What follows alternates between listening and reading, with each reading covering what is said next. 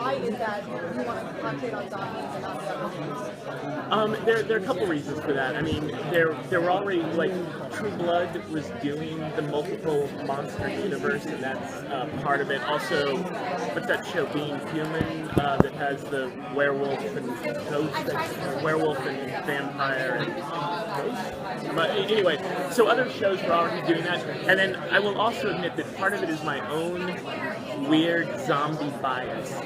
I am a fan of fake science more than supernatural. So I like zombies that were created by viruses, that you can sort of, that there's at least a phony science that's explaining it, rather than sort of the curse of the mummy up from the ground, supernatural thing. And I almost don't know how to handle the supernatural, because I feel like, and then someone casts a magic spell and everything is fixed. Or I'm just, and I like plenty of supernatural stuff. Just as a writer, I feel less comfortable in that supernatural world. On that note, I heard a lot of fan questions on Twitter this week. They wanted me to ask you if there would be any ghosts in the No ghosts. No ghosts. No. I want to ask you one Veronica Mars question. Sure. I read the books. Yeah. Are we getting any more books or any more Veronica Mars movies? They asked me to do a third book, which I said I can't do now. So, last season, trying to do the book while doing season 1 of iZombie almost killed me.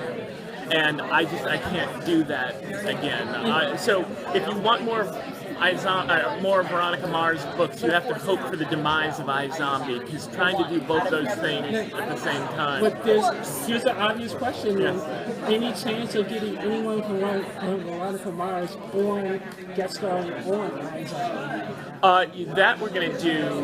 We're definitely, we've got plans for that already. So you fans of the cast of Veronica Mars will almost certainly see some of their favorites in iZombie. And will that be kind of meta?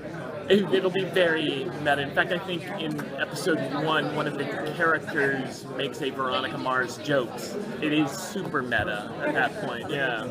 You were saying last year how long you hunted to find Rose. Yeah. Now that you've done the first season, like, how has she kind of embraced it? How much do you attribute the success to it? Oh, she's fantastic. And they're the thing that we've learned about, I think that's been one of the things that we've learned in season 1, is that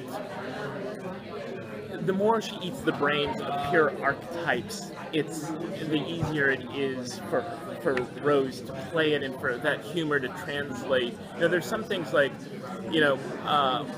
play somebody with what's the thing I'm thinking of? Antisocial personality disorder, which is marked by not being emotionally engaged. That's a very hard thing to play, like in trying to figure out, is this Rose, is this Liv's brain, or is this or the dead person's brain? It becomes very hard, as opposed to you're on cheerleader brain. And that contrast is, first of all, easy for the audience to understand, and it gives her something more concrete to play. She's been knocking it out of the park. I think we've gotten smarter about finding the right brain of the week to eat that will give us the most fun. So that's been an evolution. She's great. She says that, each week getting that script, she picks it up terrified of, okay, what do I have to learn to do this week?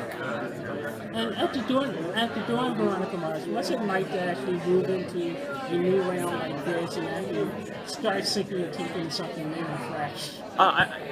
This first season of iZombie is the happiest first season of a show I've ever done. It's been this remarkable thing that rarely happens.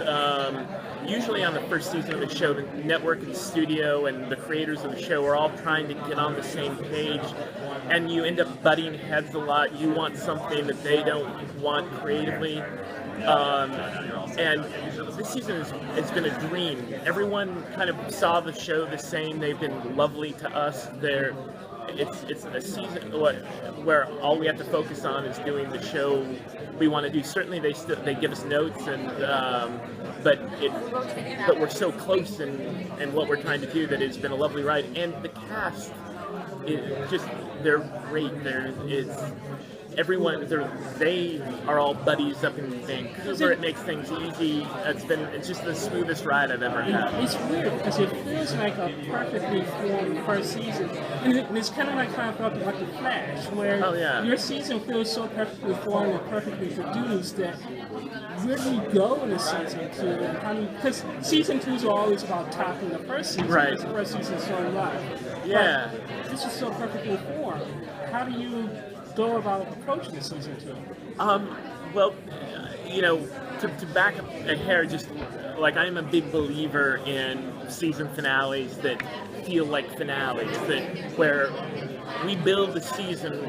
When we hired Robert Buckley, I pitched him that finale. Like I said, this is in that final episode. It's gonna be like Taxi Driver. You're gonna be going in there with shotguns taking out zombies.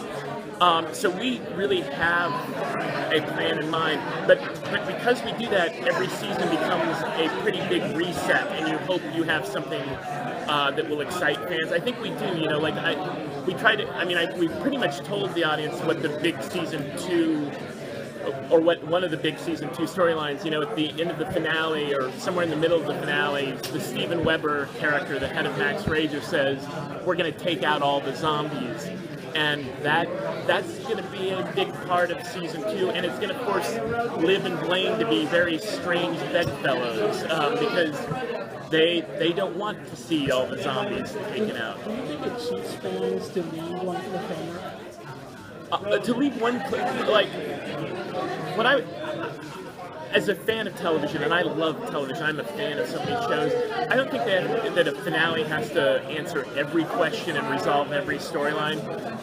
But I feel like that season finale should give us a bunch. You should come out of it with a sense of satisfaction. All of them except Veronica Mars season 3, where I wanted people to be unsatisfied. I still feel like if we hadn't done that, that there never would have been a movie. If I had tied that all up in a nice little bow, people would have been maybe sad to see it go, but I don't think there would have been any urgency to see more adventures of Veronica Mars. Thanks.